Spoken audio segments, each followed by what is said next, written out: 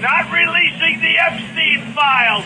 Fuck Marjorie Taylor Greene. I don't care what you do. Start a fucking war. Just don't let them get out. If I go down, I will bring all of you down.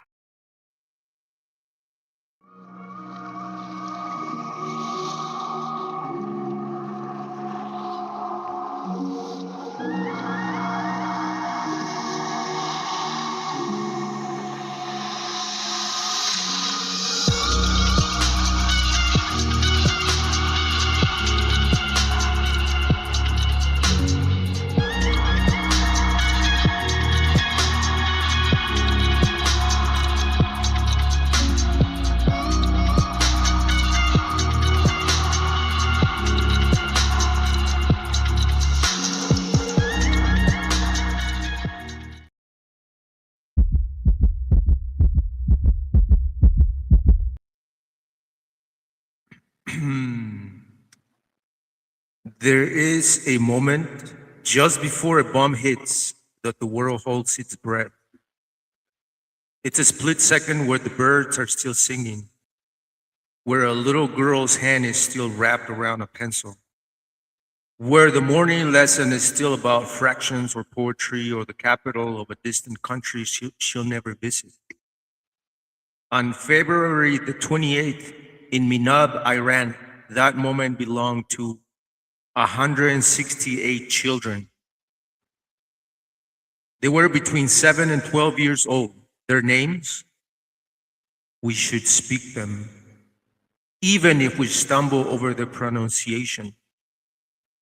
Those names were etched into their notebooks, into the hearts of their mothers, into the small rituals of a school day that felt to them like eternity. We don't like to think about the inside of a moment like that. We prefer the outside, the satellite images, the press briefings, the clinical language of a collateral damage, quote unquote. But psychology tells us that when we distance ourselves from the human, we make room for the inhuman to happen again. So I want you to sit with this for a moment, not as a news consumer, as a human being. Imagine the sound of a school bell ringing one last time. Imagine the smell of dust and chalk mixing with smoke. Imagine trying to explain in any language to a mother why her child's body was found under a cinder block labeled as, quote, naval acid, end quote.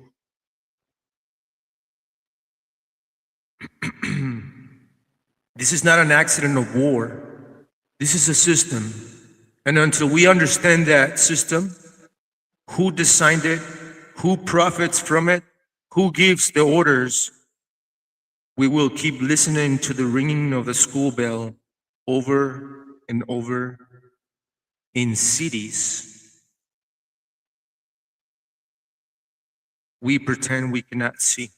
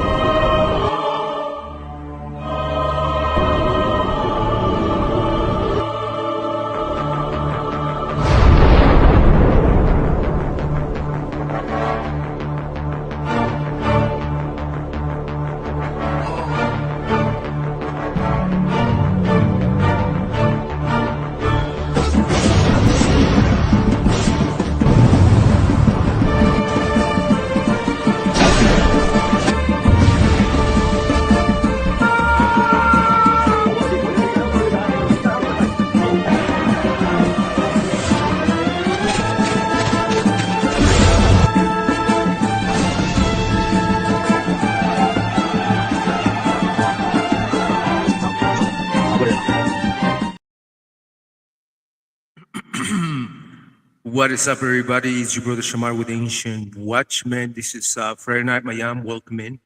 Yeah, so what you just witnessed, that video right there, that Lego movie that Iran made, it was to counterattack the things that the mainstream media here in the briefings of the White House was saying that they have nothing to do with the death of of those 168 children. There was a bomb that was dropped by it was USA made bomb, and so the blame goes back to the United States. So that's why Iran had to do that assessment and show to the world that this is what happened, not what they're saying. So right now there is a war between the United States and Iran in terms of propaganda, in terms of mediums of information, and what's being shown and what's not being shown. So, but the fact of the matter is that it remains to be seen. It remains to be explained. As a matter of fact, um, when Obama was president, you have Donald Trump saying that that Obama was going to war with Iran just to keep himself reelected. Right? That's what Donald Trump said. Our president will start a war with Iran because he has absolutely no ability to negotiate. He's weak and he's ineffective. So the only way he figures that he's going to get reelected, and as sure as you're sitting there, is to start a war with Iran. You see that? So a lot of these individuals, a lot of these narcissist vampires, right? These people that don't have humanity keep lying to the people, gaslighting the American people. But right there, you have Donald Trump saying about Obama that Obama was going to go to war with Iran just to keep himself elected, or whatever they like, or win the elections. And Obama never went to war. As a matter of fact, Obama made Iran sign some sort of treaty of that they have to stop their uranium enrichments for their nuclear program. So they stopped, and instead Obama opened up a little bit of lifted up some of the sanctions to Iran, right? So, we know that Donald Trump basically ran his campaign saying that he is the president of peace, that he is the president of peace, and this and that and the third, and whatever the like. And we know that that's not what happened, right? So even there's many people saying that there was no threat by Iran. And these are people that are basically high at the top of the government in the intelligence community, like the NSA or some of the other intelligence in the CIA or whatever they like. And they themselves have said that there was not any known threat by Iran against the United States. David? And there was one development yesterday. It builds on reporting MS Now had earlier. Iran offered to give away all of its enriched uranium during the peace talks. And hours later, the U.S. started dropping bombs. And The Guardian broke yesterday that there were British officials, the British National Security Advisor was present in Geneva during that last round of talks. The British were surprised by the Iranian offer. They thought it was credible. They thought the talks should continue. And the British were shocked when the Trump administration started bombing Iran hours later. You see that? So that's what they say. A lot of these knowledgeable politicians and people that are into the political systems and historians and whatever they like, they've spoken about these things. That there was no credible threat by the Iranians. As a matter of fact, that they didn't even have a nuclear program anymore, because not too long ago, the United States basically bombed the hell out of a lot of those nuclear sites. So they were basically obliterated. That's what they said. So, and now you have these intelligence officer that used to be up in the highest places within the intelligence community, assessing threats from overseas and other countries. And he himself had to resign his job position because he thought that they were doing something wrong. They were There was no threat. It was no need for the United States to jump into this war. And this is according to experts, not me, not anybody else, but according to experts. Was Iran on the verge of getting a nuclear weapon? No, they weren't. 3 weeks ago when this started, and they weren't in June either. I mean, the Iranians have had a religious ruling, a fatwa, against actually developing a nuclear weapon since 2004. That's been in place since 2004. That's available in the public sphere. But then also we had no intelligence to indicate that fatwa was being disobeyed or it was on the cusp of being lifted. The Iranian strategy, it's actually pretty pragmatic. The Iranians are obviously aware of what's taking place in their region, and their strategy was to not completely abandon their nuclear program because they saw what happened to Muammar Gaddafi in Libya when he said, hey, I've got no more nukes. I'll do what you say. I'll give up my nukes. And we gave him the Nobel Peace Prize? Yeah, we regime changed him, and he was executed by his own people in the most horrific way. Sodomized by a bayonet. Right. Okay. Yeah. So that's that's the lesson I think that the entire region took from that when Hillary Clinton.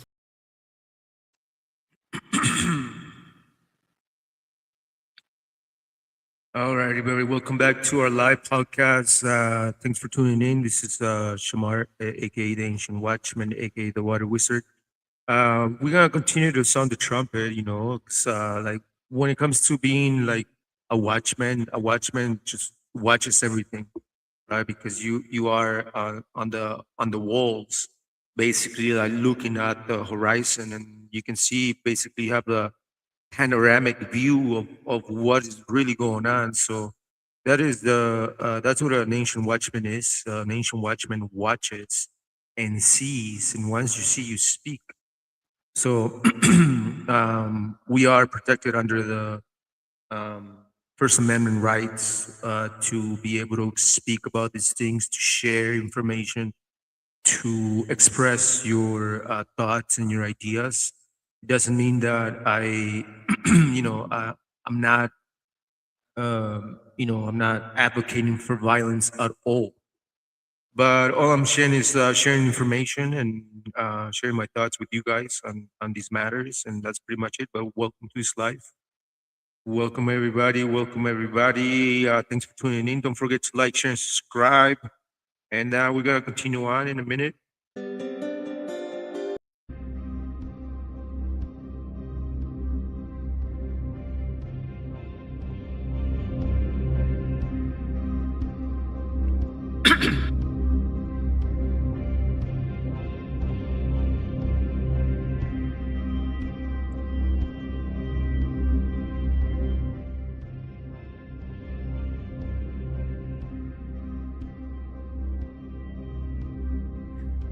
They are going to build a museum.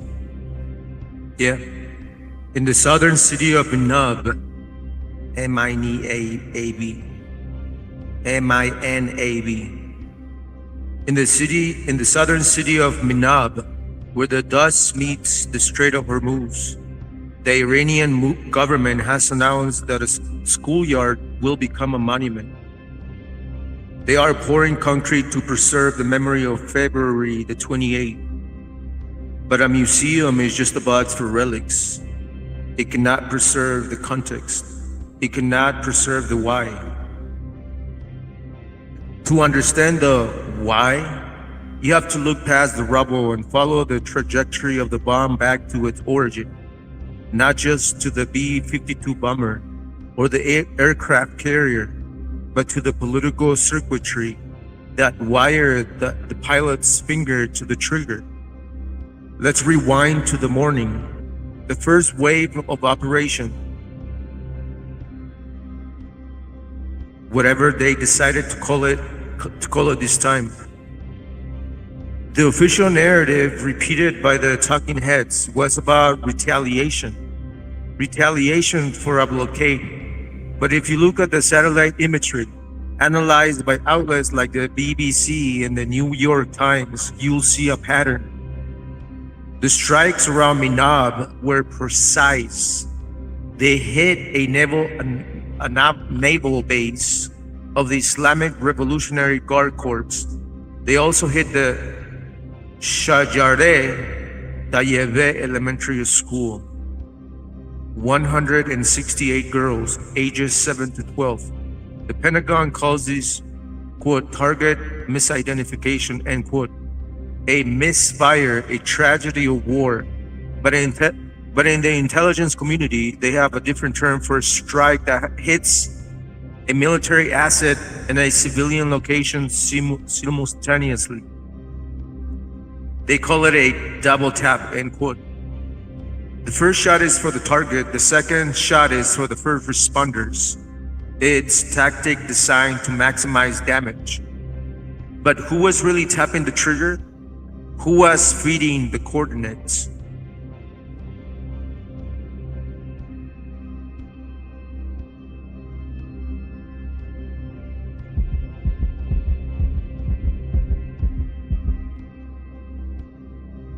Look deeper. The strike on Minab didn't happen in a vacuum. It happened because the golden cage, quote unquote, in Tehran had a door left open. For years, the Mossad, Israel's intelligence agency, had been running a big data war. They hacked the traffic cameras of Tehran. They used artificial intelligence to map the daily routines of bodyguards, generals, and even the supreme leader himself. They knew the streets of the capital better than the police who patrolled them. But the machine needs eyes, the algorithm needs a shepherd.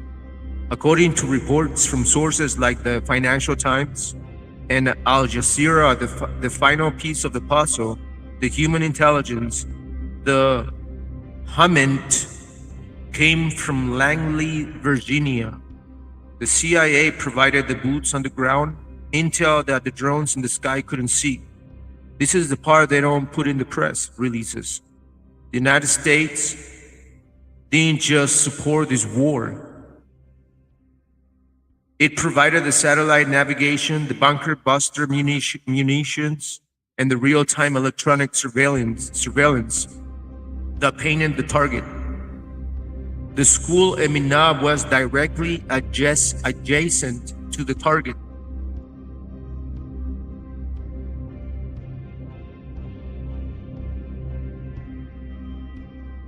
And why now? Why February the 28th? Why tear up the nuclear diplomacy that had kept the region cold for years? To answer that, you have to look at a map that isn't geographical but psychological.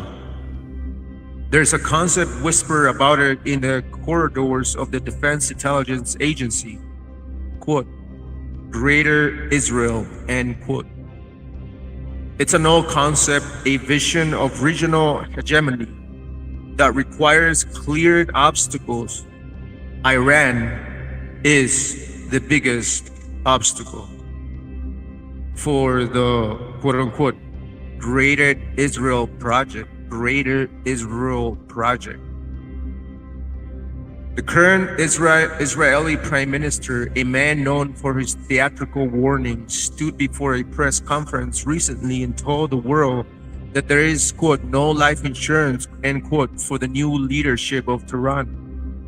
It was a grim joke, but the punchline was written in Washington.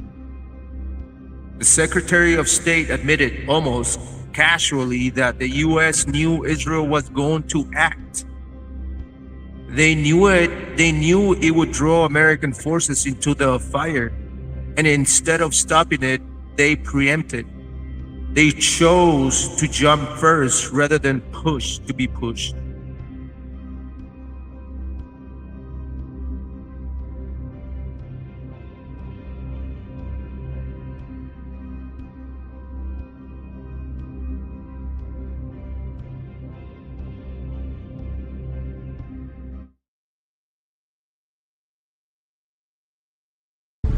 Who is in charge of our policy in the Middle East, who is in charge of when we decide to go to war or not. In this case, with what the Secretary described, and later on the President, later on Speaker of the House, and the way the events played out, the Israelis drove the decision to take this action, which we knew would set off a series of events, meaning the Iranians would retaliate. Now, I think there's a potential there where we could have done several different things. We could have simply said to the Israelis, no, you will not. And if you do, then we will take something away from you. I think that it's fine that we offer defense to Israel, but when we're providing the means for their defense, we get to dictate the terms and when they go on the offensive. Otherwise, they stand to lose that relationship. And the Israelis felt emboldened that no matter what they did, no matter what situation they put us in, that they could go ahead and take this action, and we would just have to react.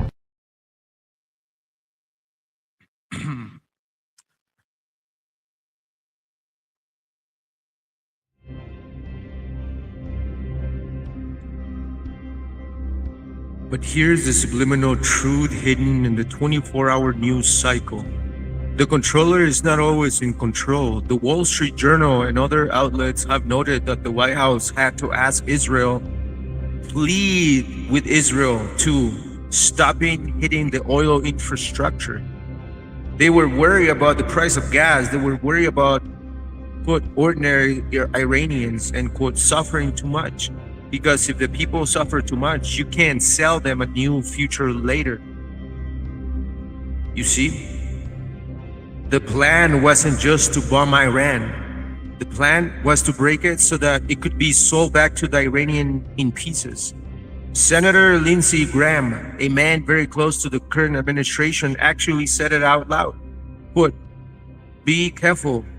Our goal is to liberate the Iranian people in a way that does not harm their ability to start a new and better life.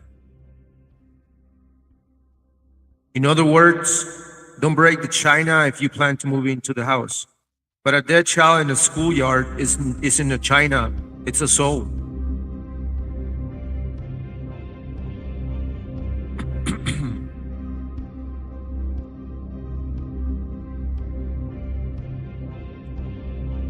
The war, they said, would take 3 days. Now they're talking about months.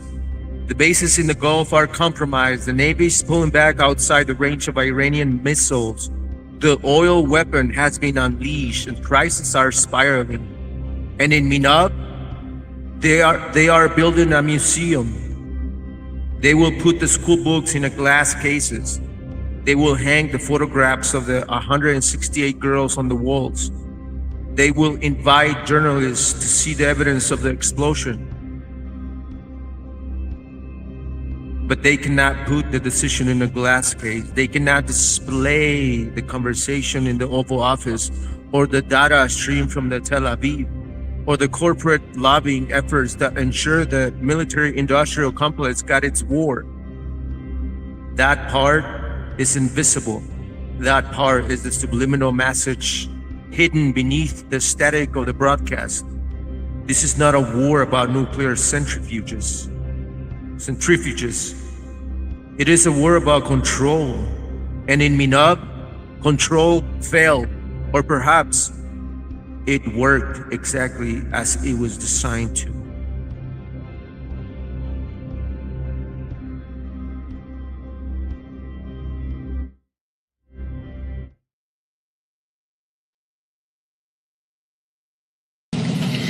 I hope this war in Iran ends. These gas prices are too high and kids are being killed for no reason. Even the Trump administration cannot explain why they're at war in Iran right now. And I mean, like, the Epstein file seems to be as good of a reason as anyone else can figure out. So stop the war. So we're going to keep an eye on it. We're always going to be there to help you. We cut the gas tax once. We brought it down permanently afterwards. So we're going to be there to help with the cost of living. But right now, Donald Trump is public enemy number one when it comes to our economy and the average person keeping your head above water. So, yeah, that's my hope, is that the war stops.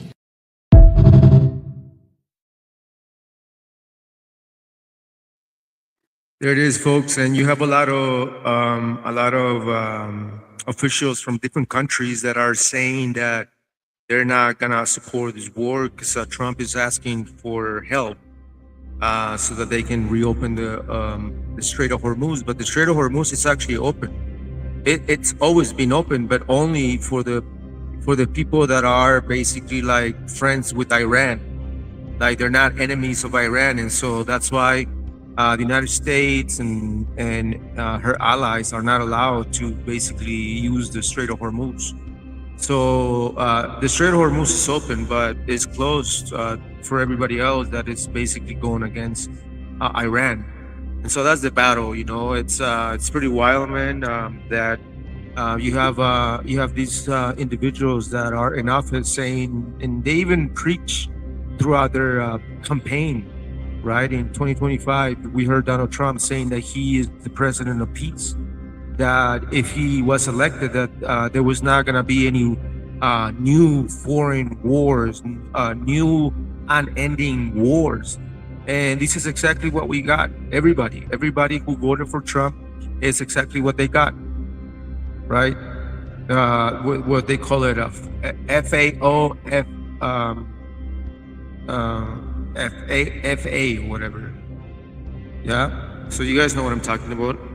But yeah, that's what's going on. That's the reality of things. And hopefully things get better. Before we close, I want to leave you with Joe Kent, and he's gonna speak. He's the guy that basically resigned just a few days ago or last week because he didn't agree the way they're handling this Iranian war and why we even went there. Right? It's no point. And so this is what this individual that just resigned from the Donald Trump administration that used to work in the intelligence community just resigned because of what's going on. This decision to follow your conscience, give us a little backstory. How did that happen? It was a promise I made to myself probably 20 plus years ago when I was deployed to Iraq. Once I realized after my first couple deployments that we weren't there for the reasons that our government told us we were there for, I said if it's ever my turn, if I'm ever an adult in this situation, I ever have a position of responsibility, I will not in good conscience send young men and women off to die on foreign battlefields. We're at a critical juncture in the war in Iran. We need to let our leaders hear that we do not support this war. We do not think there's a vital national security interest. We want to bring our troops home. We want to work towards peace in that region. We do not want 20 plus more years of bloodletting. And then as we head into this next election cycle, demand from everyone, from every political party, go to them, go to your representatives and say, I will not vote for you if you are going to vote for the continuation of these wars overseas. Or we cannot continue to go down this path. We have to make that clear to our leaders. That's what gives me hope.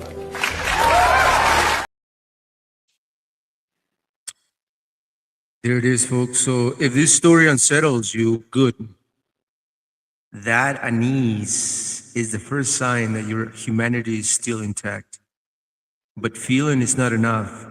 Grief without action becomes numbness, and numbness is what the architects of war count on. So here's what you can do tonight and in the next 10 minutes after this episode it ends. 1. Speak the facts. Share this episode. Share the reporting from independent journalists who are still covering what happened in Minab, a story that is repeated as a story that cannot be buried. 2, demand transparency. Call your representatives. If you are in the United States, ask them directly what intelligence led to the bombing of a school. Who signed off on that? What safeguards failed? Make them say the names out loud. 3, redirect your resources. If you can, donate to organizations providing humanitarian aid in Iran, groups like the Iranian Red Crescent or independent medical relief efforts working in the region. Accountability is hollow if it doesn't come with material care for the living. Refuse to normalize.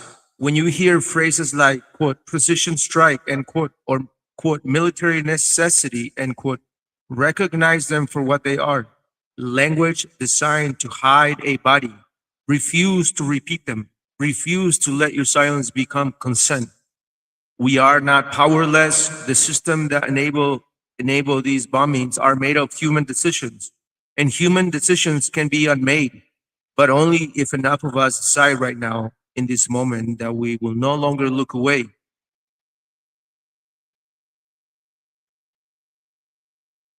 Thank you for listening, everybody. Thanks for watching. We'll see you on the next one. Peace out.